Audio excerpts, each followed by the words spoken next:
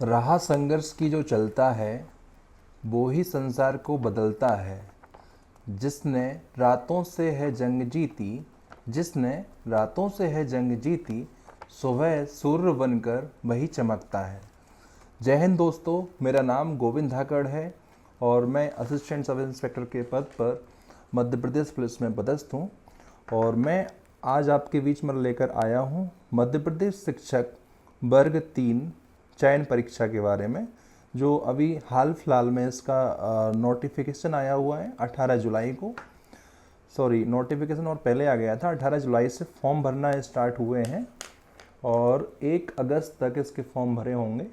तो अपन क्या करेंगे, इसका इसी जो रूल बुक जो आई है, जो वैकेंसी आई है, इसमें सिलेबस चेंज हुआ है और इस क्या क्या सिलेबस में चेंज हुआ है, पाठ्यक्रम, इस पे पूरे पर चर्चा करेंगे। ठीक है। और आगे अपन इसकी स्ट्रेटेजी बनाएंगे कि अपन इसमें कैसे चयन हो सकें, तो उसके बारे में अपन बात करेंगे। तो चलो आइए अपन चर्चा करते हैं डिटेल से। पहले अपन इसके रूल बुक पे चलते हैं। ये इसकी रूल बुक है दोस्तों। जैसा कि आप देख सकते हो, आवेदन भरने की जो प्रारंभ तिथि है 18 जुलाई है। ठीक है, ये 18 जुलाई और इसकी अंतिम तिथि कितनी है फॉर्म भरने की? 1 अगस्त 2025 है ना। इसकी जो फीस रहेगी वो 250 रुपये OBC SC ST के लिए रहेगी और जनरल के लिए 500 रुपये रहेगी। और ये 2 शिफ्टों में होगा, एक दिन में 2 पेपर होंगे आपके। ठीक है। तो अपन आगे देखते हैं इसका जो पाठ्यक्रम है वो इसके बारे में चर्चा करेंगे अपन। तो पाठ्यक्रम पर आते हैं।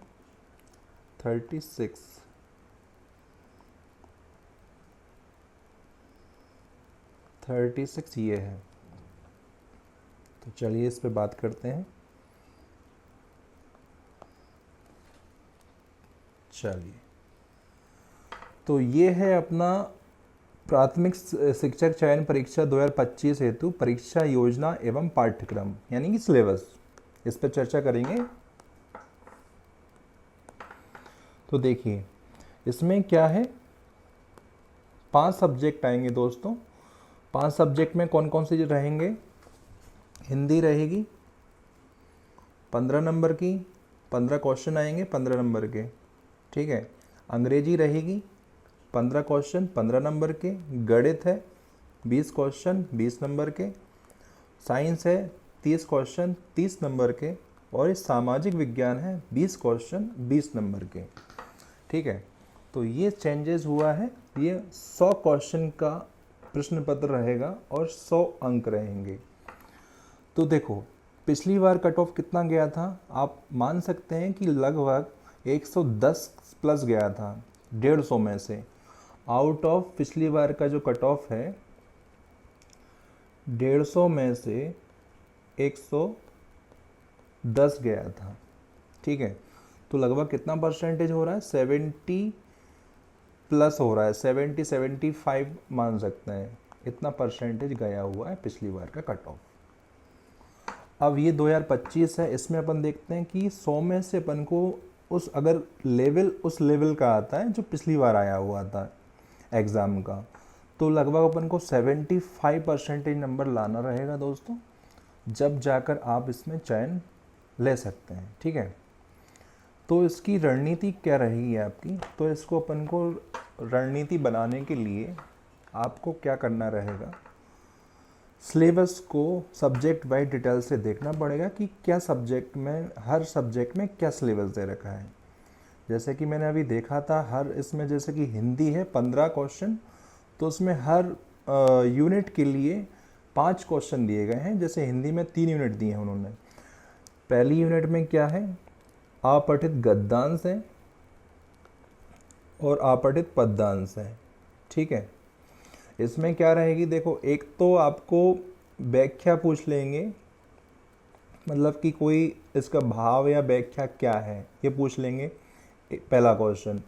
दूसरा पूछ लेंगे व्याकरण।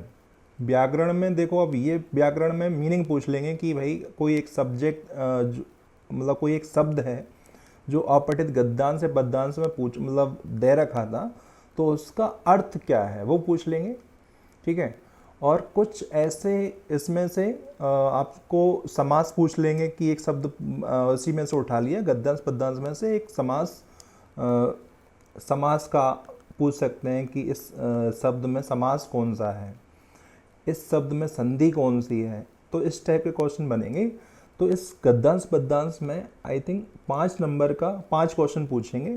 5 में से 2 रहेंगे जो उनके शब्द पूछेंगे कि उनका मतलब क्या है, और 2 से 3 क्वेश्चन रहेंगे जो व्याकरण से संबंधित ही रहेंगे कि समास पूछ लिया, संधि पूछ ली, समास पूछ सकते हैं, संधि पूछ सकते हैं, या कोई ऐसा वर्ड जिसका ब्लॉम या पर्यायवाची, तो ये सारे व्याकरण में आ जाएंगे, मतलब कि ग्रामर, हिंदी की जो ग्रामर है वो आपको करना रहेगा।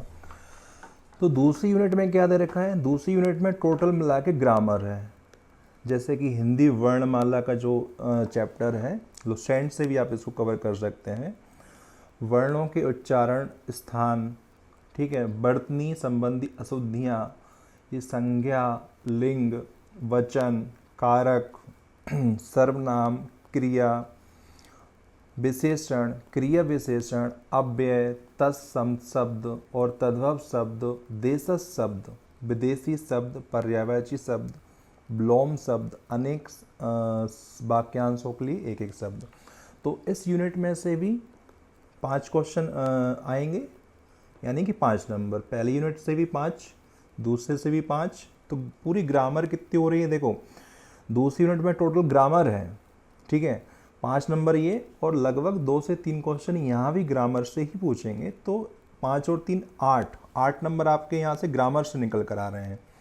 और आप देखोगे कि जो तीसरी यूनिट है ये भी टोटल ग्रामर से ही संबंधित है। जैसे कि ये है देखो, वाक्य संरचना, की वाक्य के कितने भेद होते हैं रचना के आधार पर, अर्थ के आधार पर, है ना, वाक्य विशेषण, संश्लेषण, तो ये सारे वाक्यों से संबंधित मुहावरे, लोकोक्ति, संधि समास, देखो संधि समास भी आ गया, उपसर्ग, प्रत्यय, ये टोटल 5 क्वेश्चन, मतलब कि 5 नंबर यहाँ से, ये भी ग्रामर है। तो ये हिंदी की ग्रामर लगभग देखो 5 5 10 और ये 5 ये 5 ये, और लगभग 2-3 नंबर की यहाँ से, तो लगभग 15 क्वेश्चन में से 12 नंबर की तो ग्रामर ही हो गई। 12 नंबर की क्या हो गई, ग्रामर, व्याकरण जैसे बोलेंगे। तो हिंदी में आपको लगभग आपको ग्रामर करना है, और अपठित गद्यांश पद्यांश में जो भी शब्द पूछेंगे 2-3 नंबर के, वो मतलब कर सकते हैं अगर ग्रामर आपकी अच्छी है तो, ठीक है। तो आपको इसको कहाँ से कवर करना पड़ेगा हिंदी को, तो मैं कहूँगा इसके लिए लुसेंट की जो हिंदी आती है ना, लुसेंट हिंदी, आप सिंपली इसको 2 बार रिवाइज कर लीजिए, और ज़्यादा से ज़्यादा इसके मॉक टेस्ट लगाइए, ठीक है। ये आप इसके लिए कर सकते हो, ठीक है। तो ये तो हो गई हिंदी की बात। इसी तरह आप इंग्लिश को देख सकते हो। इंग्लिश में भी 3 यूनिट है, यूनिट 4, यूनिट 5 और यूनिट ये 6 इधर दे रखी है, ठीक है। तो इसमें 4th यूनिट में भी क्या है, अनसीन पैसेज आएगा, हिंदी की तरह, ठीक है। इसमें भी क्या है देखो, सिनोनिम्स और एंटोनिम्स, मतलब कि ब्लॉम शब्द और पर्यायवाची हिंदी में, ये भी इसी में से पूछे जाएंगे। पैसेज में से एक वर्ड उठा लेंगे और आपसे बोलेंगे कि इसका सिनोनिम्स क्या है, इसका एंटोनिम्स क्या है, ठीक है। कॉम्प्रिहेंसिव में से कोई इसका, उसी में से कुछ 1-2 क्वेश्चन बन जाएंगे, तो वो अपन कर सकते हैं।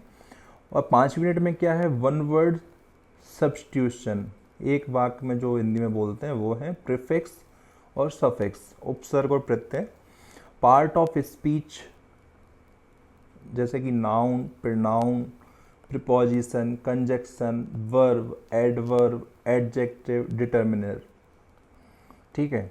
और यूनिट 6 में क्या है देखो, ये सभी 5-5 नंबर के आएंगे। यूनिट 5 में भी ये 5 नंबर का आएगा, यूनिट 5 भी, यूनिट 4 भी 5, ये 5 भी 5 की आएगी, और यूनिट 6 ये भी 5 नंबर की आएगी। तो अगर देखो इसमें भी ये ग्रामर ही है, 6वीं में भी जैसे हिंदी की तरह सेम, ठीक है। ये इंट्रोगेटिव इस टेंस आ जाएंगे, सब्जेक्ट वर्ब एग्रीमेंट ट्रांसफॉर्मेशन, ये सारे के सारे क्या है, इंग्लिश ग्रामर है दोस्तों। अगर आप इंग्लिश और हिंदी की ग्रामर पे अच्छे से कवर कर लेते हैं, इसको आप कहाँ से करोगे, इसको आप किसी भी बुक से, जैसे मैं समझूंगा कि अभी नीतू सिंह की एक बुक आती है, नीतू सिंह एक इंग्लिश ग्रामर की आती है, तो वो आप कर सकते हैं। और इसको बस ग्रामर को जो भी टॉपिक दे रखे हैं उसको 2-2 बार आपको बस पढ़ना है, एक बार अच्छे से, फिर दूसरी तीसरी बार इसको रिवाइज करना है और ज़्यादा से ज़्यादा मॉक टेस्ट लगाना है इसके, ठीक है। तो ये हो गई अपनी इंग्लिश की बात। देखो अब मैथ देखो कितने नंबर का आ रहा था अपना, मैथ था अपना, गणित कितने नंबर का था, 20 नंबर का। तो 20 नंबर का है तो इसमें हर यूनिट कितने नंबर की आ रही है, 5 नंबर की। तो इसमें कितनी यूनिट होंगी, इसमें होंगी 4 यूनिट, जैसे कि 7 है, 8 है और 9 है, 1 यूनिट और होगी 10 है, ठीक है। इनको बंद देखते हैं एक एक यूनिट को।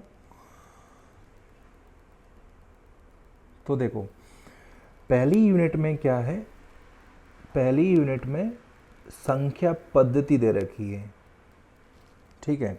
संख्या पद्धति में सारी चीज़ें आ जाएंगी, कोई संख्या का पैटर्न है, उसके संख्या से संबंधित प्लस माइनस वाले भी, गुणा भाग वाले भी क्वेश्चन सीधे सीधे पूछ लेंगे, समय, माप, मुद्रा, आंगिक प्रश्न और बहुत सारे, मतलब जैसे कि एक रोमन में आप कैसे लिखोगे, जो संख्या पद्धति हिंदी में अपन कैसे लिखते हैं, रोमन में कैसे लिखेंगे, अरबी अंक की पद्धति कैसी है, और भाज्य संख्या क्या है, अभाज्य क्या है, वास्तविक संख्याएं क्या होती हैं।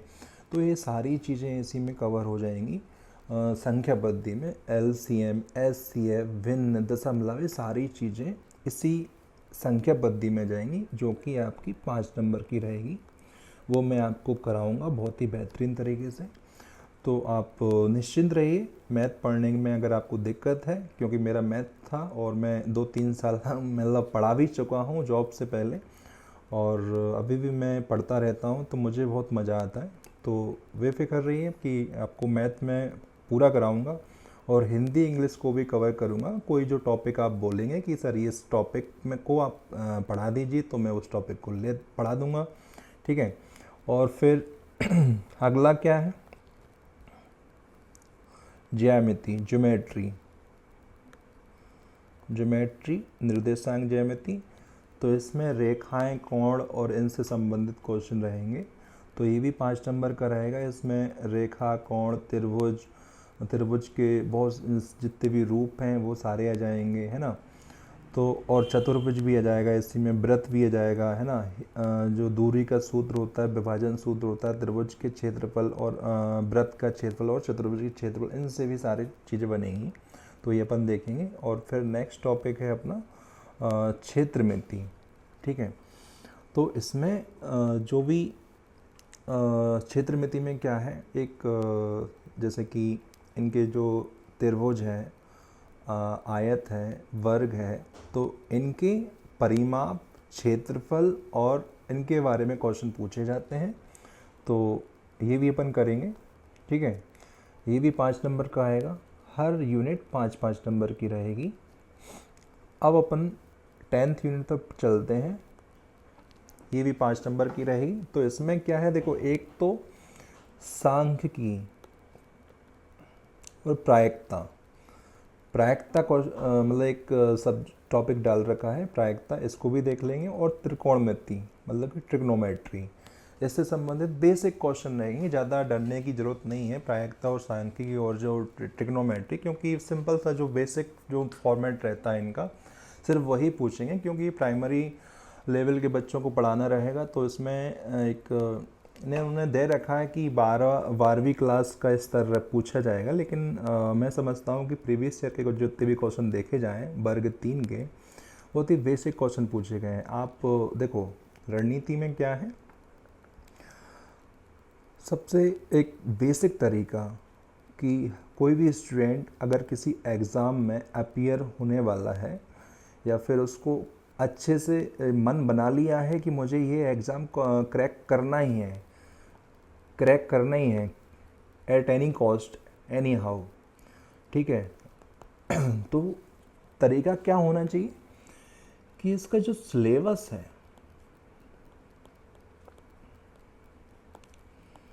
उसको कम से कम 2 बार, 3 बार, 4 बार पढ़ लेना चाहिए। और जो भी आप पढ़ाई करोगे सिलेबस के अकॉर्डिंग ही करोगे, ठीक है। तो सिलेबस के अकॉर्डिंग ही आपको पढ़ाई करना है। सिलेबस को इसलिए ध्यान से पढ़ना ज़रूरी है दोस्तों, ठीक है। अगर आप किसी भी कोचिंग संस्थान पर या कहीं से भी पढ़ाई कर रहे हो और सिलेबस से बाहर अगर कुछ पढ़ाई कर रहे हो तो वो नहीं करना है दोस्तों, है ना। क्योंकि मेरा अनुभव रहा है, मैं कम से कम 4-5 एग्ज़ाम क्वालिफाई कर चुका हूँ, तो मुझे अनुभव है इन सब चीज़ों का कि क्या पढ़ना है क्या नहीं पढ़ना है।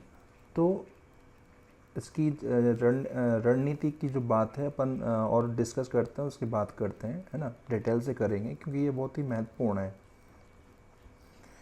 तो ये अपना मैथमेटिक्स का सिलेबस हो गया है। और नेक्स्ट है अपना साइंस। साइंस कितने नंबर की आएगी? साइंस आएगी 30 नंबर की। तो ये बहुत ही महत्वपूर्ण रहेगी और 30 नंबर की है तो इसमें 6 यूनिट है ना। इसमें पहली है जीव विज्ञान, बायोलॉजी के क्वेश्चन रहेंगे इसमें पहली यूनिट में। और दूसरी यूनिट में भी मैं देख पा रहा हूँ मतलब कि 12वीं यूनिट ये भी बायोलॉजी से ही ली गई है। और जो 13 यूनिट है ये केमिस्ट्री है इसमें, और 14th वाली भी केमिस्ट्री है। मतलब कि बायो की 2 यूनिट हैं, केमिस्ट्री की 2 यूनिट हैं और फिज़िक्स की 2 यूनिट हैं। तो कुल मिलाकर 6 यूनिट हैं और हर यूनिट 5 नंबर की रहेगी। तो हाँ, अच्छा है, साइंस 30 नंबर का आ रहा है। और इसके अलावा फिर क्या बोलते हैं, सामाजिक विज्ञान भी है, वो 20 नंबर की रहेगी। इसमें सारी जो लुसेंट है, जिसमें पहली यूनिट में क्या है, देखो लुसेंट से जो हिस्ट्री है उससे कवर कर सकते हैं। तो पहली यूनिट में तो ज्योग्राफी है,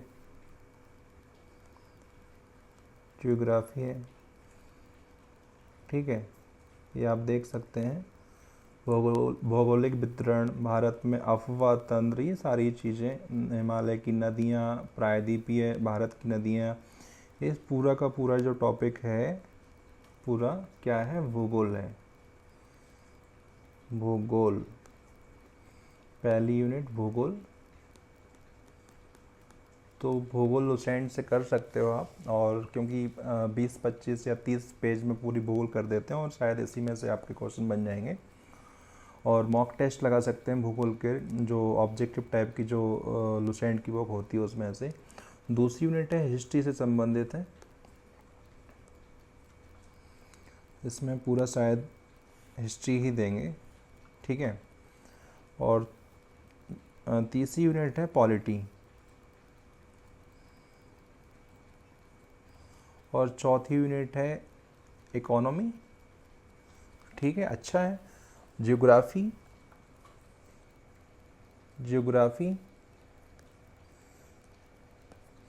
हिस्ट्री, और क्या था, पॉलिटी और इकोनॉमी। ओनली 4 वो रहेंगे, वो 20 नंबर के रहेंगे। तो ये लगभग जो लुसेंट की सामान्य ज्ञान की जो बुक आती है वो लगभग पूरी कवर हो जाएगी। उसमें से कुछ टॉपिक छोड़ने पड़ेंगे और कुछ आएंगे, तो वो उसमें से कर सकते हो। बस ध्यान ये रखना है कि लुसेंट को जैसे पढ़ो ना, तो सिर्फ सिलेबस में जो टॉपिक दे रखा है वही पढ़ना है। अगर वो उसमें नहीं मिलता है तो फिर दूसरी बुक में जाएंगे, ठीक है।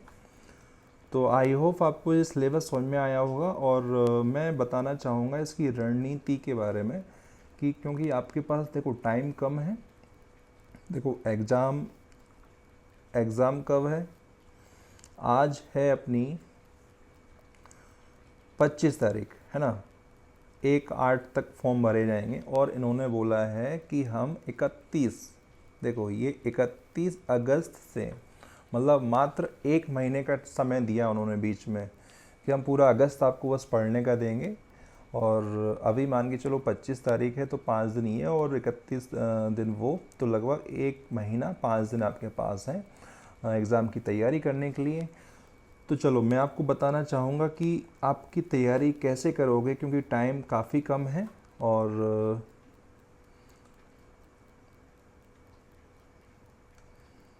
ठीक है, तो अपन देखते हैं, चलो इस पर अपन काम करते हैं। तो देखिए आपकी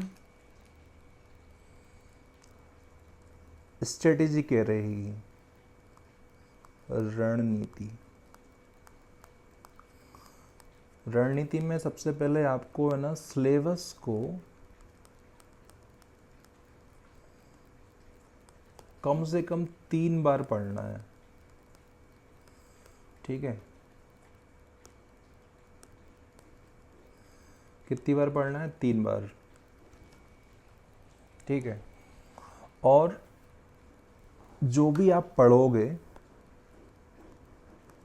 जो भी आप पढ़ोगे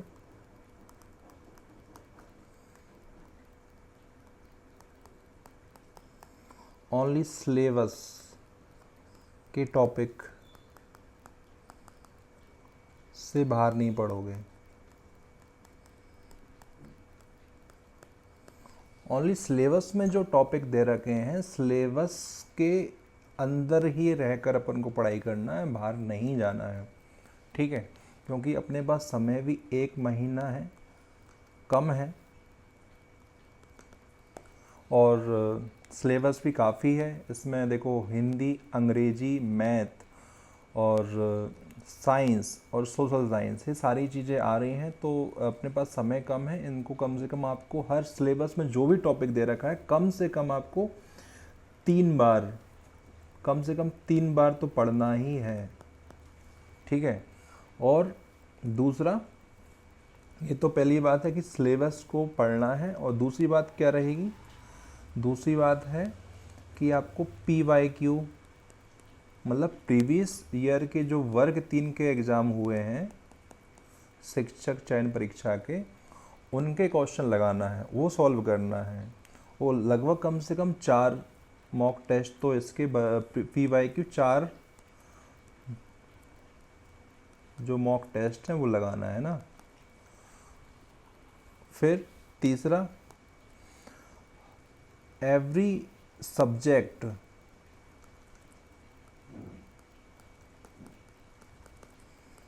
हर सब्जेक्ट के कम से कम आपको 1000 क्वेश्चन लगाना है मॉक टेस्ट के अकॉर्डिंग, या फिर सब्जेक्ट वाइज भी लगा सकते हो और मॉक टेस्ट भी। तो 1000 क्वेश्चन हर सब्जेक्ट के हो जाएंगे। और मॉक टेस्ट लगाना है आपको कम से कम 50 नहीं तो 30 तो, या 30 से 35 मॉक टेस्ट तो लगाना ही है, तब जाकर आपका सिलेक्शन हो जाएगा, ठीक है।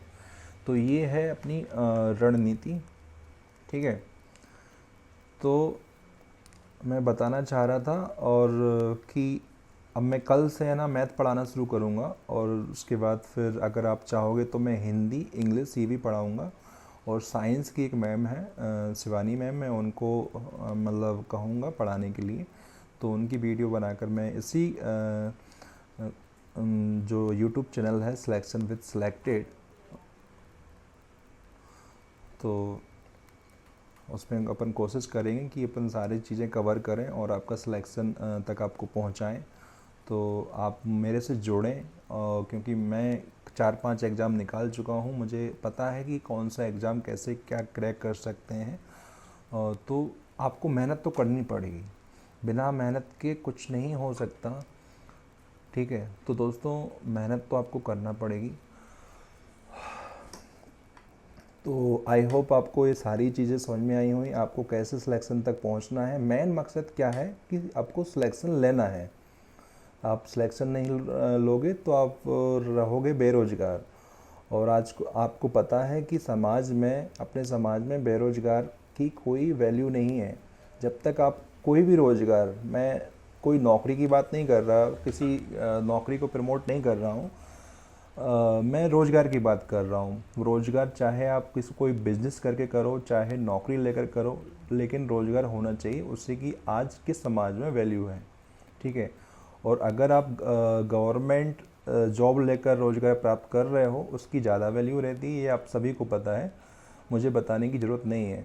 मैं आज जब भी गांव में जाता हूँ तो आसपास के सभी लोग चाय बुलाते हैं, चाय पिलाने के लिए बुलाते हैं और बड़े सम्मान से बात करते हैं। और चूँकि जो अदर काम कर रहे हैं, कोई बिज़नेस कर रहा है या कोई प्राइवेट जॉब कर रहा है, उनकी इतनी वैल्यू नहीं है। तो ये मुझे बताने की ज़रूरत नहीं है, आप भी उसी समाज में रह रहे हैं जहाँ मैं बिलोंग करता हूँ, या फिर कहीं भी आप देखोगे गवर्नमेंट जॉब करने वाला ये जो गवर्नमेंट एम्प्लॉय है, उसकी वैल्यू कहीं ना कहीं ज़्यादा है। तो इसलिए मैं बोल रहा हूँ कि ये वैकेंसी है 10,150 और मात्र आपको इसमें से एक वैकेंसी लेना है। तो ये मत सोचो वैकेंसी कम है, ज़्यादा है, या फिर टाइम कम है। अगर आप में जज्बा है कुछ करने का तो ये 1 महीना काफ़ी है। ठीक है ना।